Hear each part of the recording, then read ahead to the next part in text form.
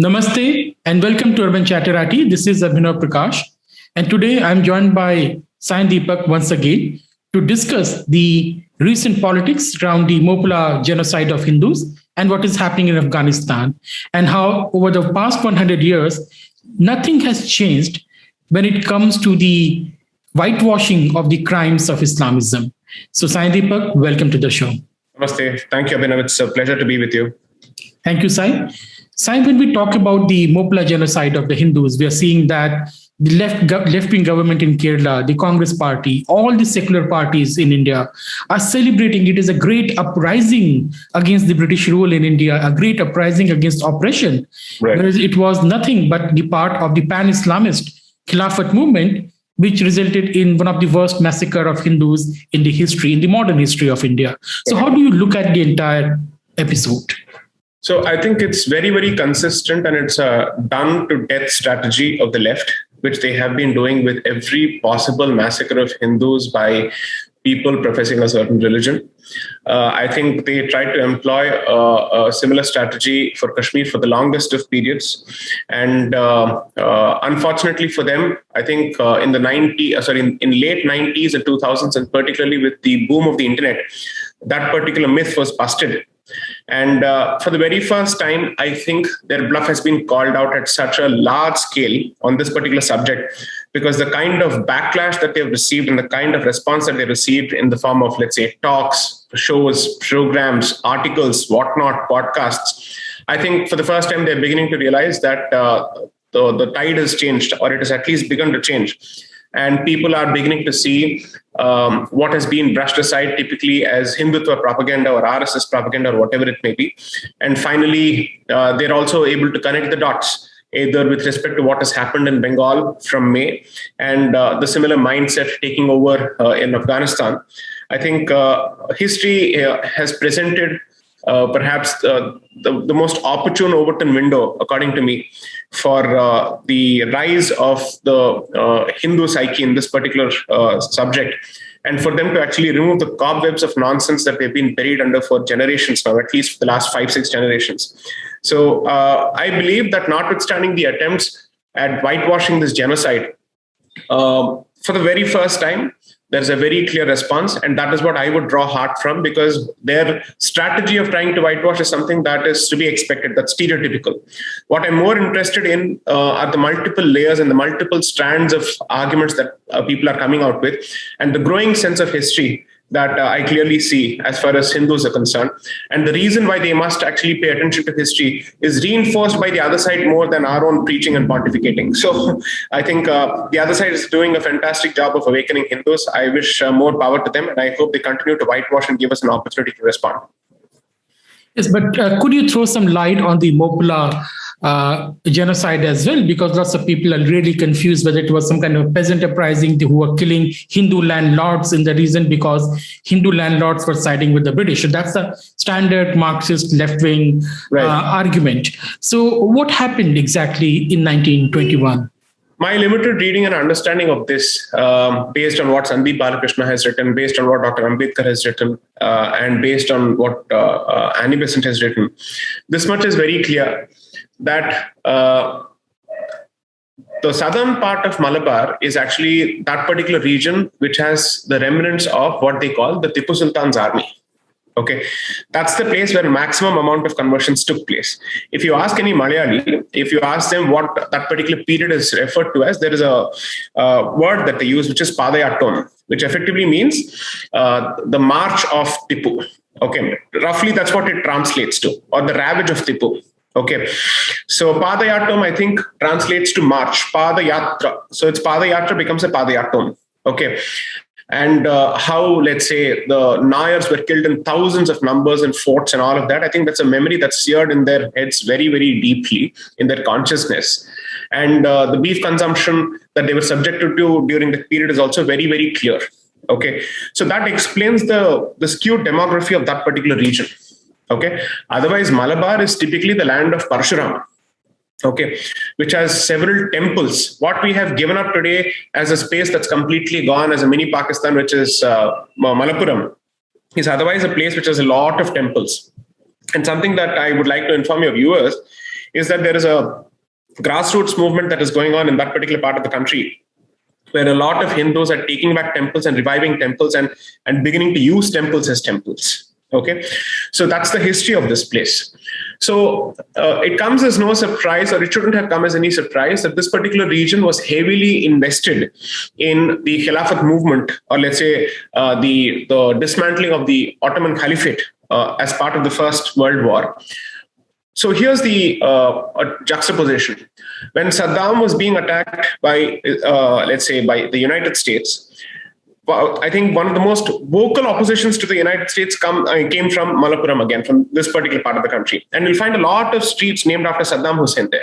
Okay, you will find a lot of streets named after places in Iraq. Okay, streets, cities, and whatnot, let's say towns and whatnot, you'll continue to find them. So this is not something that's new. It has always been there. Okay, so when the Khilafat movement starts, clearly they are looking at joining forces with, or at least establishing solidarity with, the global movement of the Ummah. And they see this again as some kind of a Western attempt at dismantling a legitimate caliphate and an attack against Islam. To a significant extent, quite a few people have seen that as an extension of the crusade, notwithstanding the fact that you had the Axis powers fighting along with the Ottoman Caliphate. Okay, so it's a very skewed way of looking at it, but nevertheless, that was the way they looked at it. And of course, you know the history of the Ali brothers, who decided to participate, or at least gave their word to the great Mahatma for his cooperation as far as his movement is concerned, the non-cooperation movement. And ultimately, I think he delivered better on his promise of supporting the Khilafat movement than them actually supporting the non-cooperation movement. That's something that has happened. But here's where it gets very, very interesting, that Marxism and its comfortable partnership or alliance with Islamism couldn't have found a better textbook example than the so-called peasant rebellion of the Moklas. Okay, because you see the language and the framework of Marxism being employed to justify what is clearly and evidently an Islamist genocide of Hindus. Okay. Now, when in the discussion with, or in the debate with Mr. Tharoor, he just pointed out that, but no, there were quite a few Hindus who participated in this particular rebellion. There are quite a few people who actually gave shelter to the persecuted Hindus. And therefore, there are multiple theories, and therefore we must not jump to these kind of abrupt or summary conclusions, was his argument. Again, I think he makes the point which only proves my entire premise that there's a distinction between identity and consciousness. That Marxist Hindus were Hindus in name only, and they fundamentally saw a greater sense of solidarity and alliance with Islamists than their own co-religionists. Okay. Therefore, according to me, the fact that they had Hindu names or were otherwise Hindu sounding doesn't change the fact that they were first Marxist and certainly not Hindu, not even second Hindu. Okay, so considering that, this particular logic that they keep using is a convenient way of weaponizing identity as opposed to focusing on the consciousness, which is to say, notwithstanding the fact that you may have a Hindu identity, do you behave like a Hindu? Do you consider this yourself as part of this particular community? Do you stand up for your community's rights? The fact is that no one who is a Marxist can ever profess to be a complete Hindu. There are very few exceptions, very few honorable exceptions. Okay, so considering that, this is a textbook instance where people must read over and over again the role of Marxism in providing the justifications, the intellectual justifications, and the hypocritical justifications for Islamism. This has happened all along, whether it's in history or elsewhere. So they start creating this particular justification, and this movement effectively sees Hindus as collaborators along with the colonial masters, and they see both of them as usurpers of what they see are Muslim lands. Okay, so if they see this as Muslim land, and they believe that the former colonizer or the one who has been defeated is now in cahoots with the current ruler, which is the British master, both of them are a common enemy. Okay, so a rough equivalent, a very crude equivalent is the way the Islamists in Kashmir see the alliance between, or the perceived alliance between, the Indian army and Kashmiri Hindus. Okay, which I think this director Bharadwaj comes out very clearly in his movie Haider, and that's effectively how he was projecting this entire thing, where he says he sees Hindus as informers of India, and the Indian army as a colonizing entity, which is there only to protect Hindus to the detriment of Muslims. So that is more or less the psyche that even informs the entire genocide of Hindus in Malabar. Now, what is important to note is that notwithstanding the fact that certain Muslims may have actually sheltered Hindus, which is contestable, all the leading leaders and thought leaders and the men on the street of this so-called movement or the so-called rebellion were very clear about their solidarity in the name of Islam and their solidarity with the establishment or the re-establishment of an Islamic caliphate. That, according to me, takes away any semblance or smidgen of any secular character of this particular massacre. This was not a movement. This was not a rebellion by any stretch of imagination.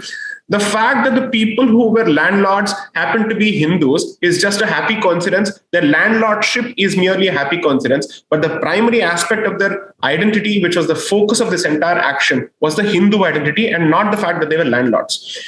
The Hindu landlord is the problem, not the fact that he was just a landlord, because the lands were taken over and these were supposedly Muslim lands.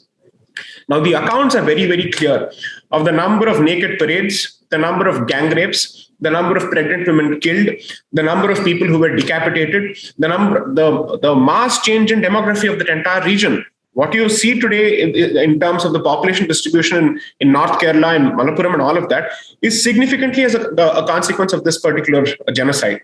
But most importantly, this is perhaps one of those few genocides which have happened in Kerala which were decently covered and well reported through first-hand accounts and let's say eyewitness accounts. Otherwise, I recently read that between 1838 and 1921, at the very least, you had half a century such incidents. That is at least 50 such incidents, okay, of comparable scale or at the very least of smaller scale. In Kerala? In Kerala, after 1838. Okay, so the Hindus of Malabar weren't witnessing this for the very first time, but the savagery and the kind of atrocities that were meted out and committed as part of this particular genocide is the reason why it was captured so well. And you have to understand, between 1838 and 1921, the British establishment was still in the process of establishing itself in certain parts of the country in terms of the administrative structure. Okay, it's only after 1857 that the crown takes over and then there's a proper system. Until then, it's the company running the place like a bunch of mercantile people. Okay, now therefore, this effectively translates to what? Greater presence of gazetteers, greater presence of historians, greater presence of administrators who are in a position to record every atrocity. That's precisely why this particular atrocity was covered so beautifully in 1921. Okay, so there's a decent chance that something of this nature or at least comparable scale would have happened before 1921, okay, but may not have received the same kind of coverage simply because the infrastructure was lacking. Okay, so according to me, this whitewashing is a textbook instance of the template that has been applied across the country. And most importantly, as I said this even before, this has been applied to Kashmir, and this has now been even applied to the pillaging of Somnath of 17 times, because I've heard. So here's the funny part. There's this guy who is known as Lal Topi in Pakistan, this guy who keeps making fun of himself. So, Hamid, some Hamid, some Zaid Hamid. Yeah. So this guy, you should listen to him speak about the Islamic invasion of India, and he adopts the very same Marxist template saying that the Hindus, the Dalits, the Adivasis, and the women were being trampled over by the Brahmins of Gujarat, of that part of Gujarat at that particular point of time. And the Muslim was the one to actually come and liberate all these people. And that is why, apart from the incidental obligation of having to destroy temples, which is बुत परस्त लोगों को तो किसी भी हालत में humiliate तो करना ही है, but beyond that, he liberated apparently the Hindus of the place. And therefore, Islam ki Roshni translated to liberation of the Dalits, the Muslims, let's say the Adivasis, all these invented identities, he suddenly retrofits back to that particular era. He's talking of Dalits and all of these people when? In the 7th century, 8th century, 10th century, that's what he was talking about. So effectively, this whitewashing resonates and is in perfect sync with Pakistani's view of Bharat and Bharat's history. So, as I said, it's a state of mind. It is not limited by geography. So whoever does this, according to me, is aiding the Pakistani mindset. No, that's very true. I see no difference between the left-wing opinion, the Islamist opinion. Not at all. I mean, they are one and the same. Effectively, as I think Sitaram Goel effectively called out, that in India, the Islamic imperialism, the Western imperialism, and the Marxist imperialism have become one and the same. There is no difference between the three, even though they fight like blood enemies outside the boundaries of India. Right. But you raised a very important point. This repeated genocide and ethnic cleansing of the Hindus over the last 150 years.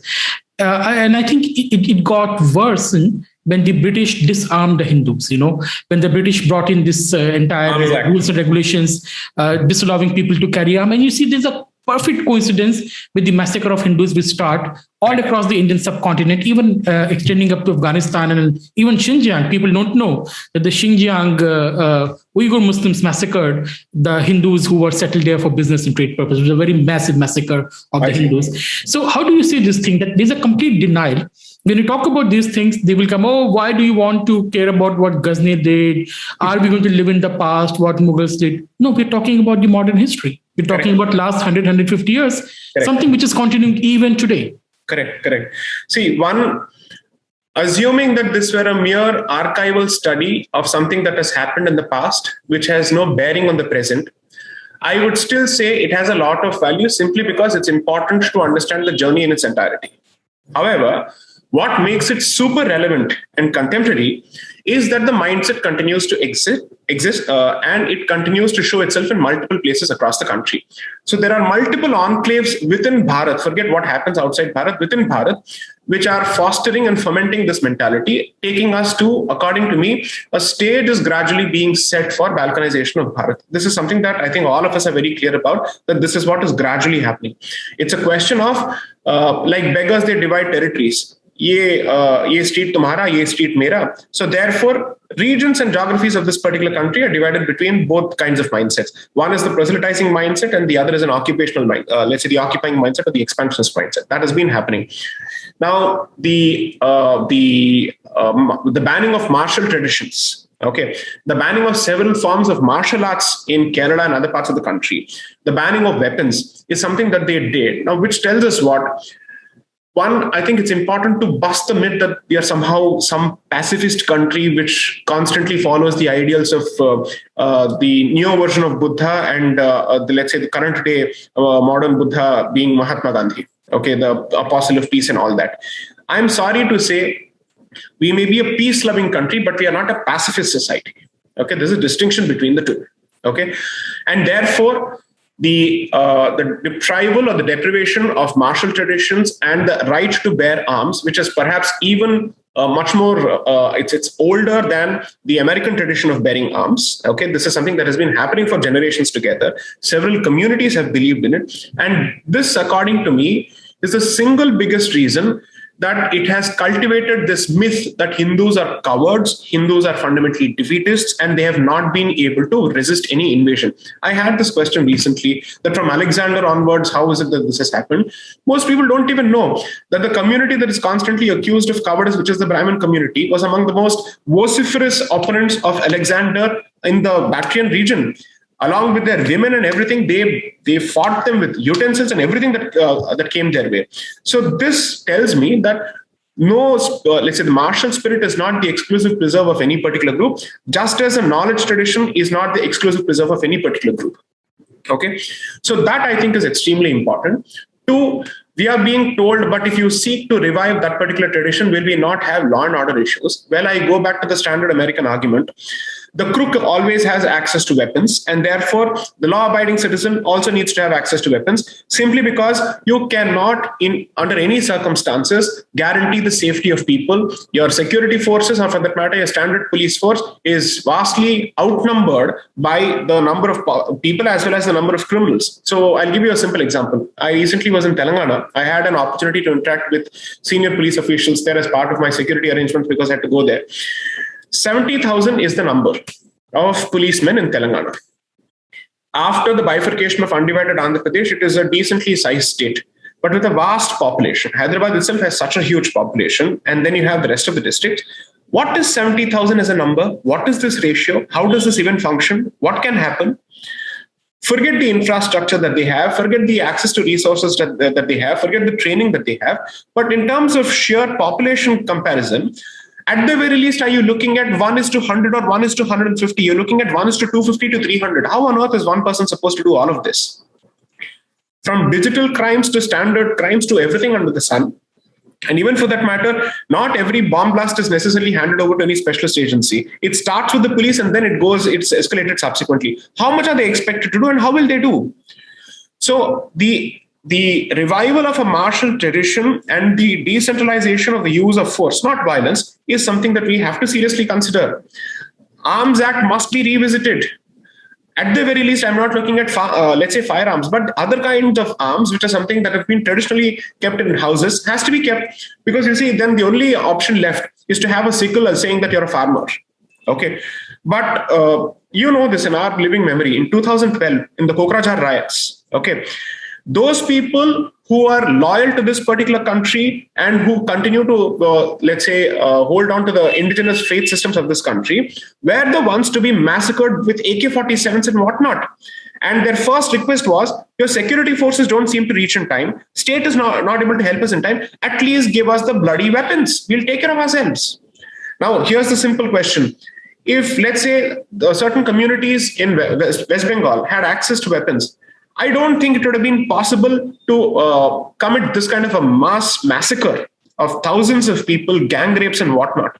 These are realities. The fact is that the Indian state continues to be a soft state with respect to those communities which swear allegiance to the flag, which swear allegiance to the civilization. And therefore, from that perspective, I think a real discussion surrounding the Arms Act is extremely important, because with the changing demography and the demographic conversion being a reality in several parts of the country, we are looking at a serious law and order problem. And to assume that this particular demographic conversion results in violence only with respect to one particular community is wrong. Andhra Pradesh is a staring example, simply because quite a few temple-related events have been stalled by communities which are not Muslim, and church groups are actually supporting them. You've had incidents where the rathas of temples have been burnt just before important events. Okay, just Google for this event called the Antarvedi event. Okay, it's Antarvedi is an episode that happened in Andhra Pradesh early this year, when the chariot of the temple was actually burnt. Okay, cross plantation is happening across Andhra Pradesh. Takeover of lands, encroachment is happening, and small churches are mushrooming all over the Tirumala hills. Okay, all of this is happening. So at some stage, you anticipate this. I'm sure the best person to actually shed much better light on this is Aravindan Neelakantan, because he'll tell you what happens in Kanyakumari and southern parts of Tamil Nadu. And there it's not a question of soft proselytization. There's a clear use of force. There's a very clear use of force. And most people don't even want to talk about the fact that Naxals, in quite a few instances, happen to act as the sword arm of evangelical groups. That is the reality. That's happened in Odisha and other parts of the country. It's just no coincidence that the missionary belt and the Naxal belts coincide. And the tribal belt coincide. It's no coincidence. I fully agree with your point, Sai. And when it comes to Indian state, it's not a question of soft and hard state. It has essentially been a ghost state for the 70 years. We just don't have numbers, as you just have told us. We don't have police, we don't have doctors, we don't have teachers. We need a massive expansion of the state. And this is why I disagree with the libertarian argument of, cutting down the size of the state and what. We don't have the size to begin with, right? Correct. America has 5 times more public employees than India, population-wise, per thousand number-wise. But my last point, Sai, is about we have just seen the complete annihilation and the end of Hindu presence in Afghanistan, which did not happen even during the time of Gauri and Ghazni. Correct. There's a direct line, what happened 100 years back in 1921 to what is happening in 2021. Complete annihilation, wipe out of the Hindu presence in an area which was one ruled by Hindu Shahi rulers. And it raises no outcry. Instead, we have a bigoted anti-Hindu conference organized by the American academia. Correct. What's happening? There's a clear attempt to celebrate the annihilation of Hindus, it seems, by the left wing and the liberal academicians in Western academia, at least, as of course supported by lots of Indians. Correct. So there are 2 streams of response, and I'll try to keep it as short as possible. I think the 2 persecuted communities in world history which have managed to produce self-loathing, weaponized individuals from within themselves are the Hindus and Jews. Okay. Among the most vociferous opponents of the existence of Israel, are left-wing Jews within Israel as well as in America. Okay, and they populate American academia. Okay, and these are the people who actually actively mainstream wokeism. Okay, and I wouldn't be surprised if Hindus and Jews, let's say the non-practicing left-wing variety, are the ones at the forefront of woke stupidity in America. I wouldn't be surprised even one bit. Okay, that's something that is the unfortunate reality of both communities. For some reason, despite being slapped around for thousands of years, them much longer than us. Okay, at the very least, we have had a country, we have had a home, we have fought, we have retained all of that. That's been a nomadic community for close to 2,000 years since the Roman invasions, and still they somehow think of the Stockholm syndrome has been significantly internalized by vast sections of the Jewish community. That's an unfortunate reality. So while sometimes we look at Israel and say, "Wawa, kya kar diya, ye kar diya," this is also the reality that we have to face. Okay, so much so that if you go to Israel, they'll tell you that female members of the IDF are now vulnerable to love jihad. Okay, and they are turning. That's something that's happening. Okay, now second, coming to the point that you just made, it takes me to a slightly different argument. Let's have a rethink on the CAA, not just on, let's say, extending the cutoff dates and something else. See, one of the things that we have to consider is obviously having an Indian magic carpet policy, which is to say, let's get them all here, is the most sane policy, simply because they are outnumbered vastly. And to assume that only the state apparatus in these countries persecutes them is stupidity. It's the societal apparatus that persecutes them first, which is actively supported and endorsed by the state and defended by the state. That's how it works, right? Now, then what happens? As a country, you have a certain obligation, and as a civilization, you have another obligation. As a country, your obligation towards these Indic communities is बचाओ उनको किसी भी हालत में उनको यहाँ पे लेके आओ. As a civilization, your obligation is to protect and preserve that space apart from protecting the people. Okay, which means if India had greater clout and if India had, let's say, greater strategic influence, it should keep them there and protect them and tighten the screws on the regime and think of retaliatory measures if Indic communities and minorities are hurt. That way you retain your space and connection to that particular place. Obviously the easier alternative is unko sabko wahan se leke aa jao. But the consequence is the Hindu connection is gone. And it cannot be revived in the foreseeable future. And even if there is a repatriation of Afghan Muslims from Bharat back to Afghanistan, I don't think the Hindus would want to go back, or they'd be welcomed with the same kind of, let's say, warmth. Okay. With all this, I think Bharat seriously needs to start thinking of a greater Bharat by way of a strategic influence in the long run. If that does not happen, this space will shrink even further. Okay.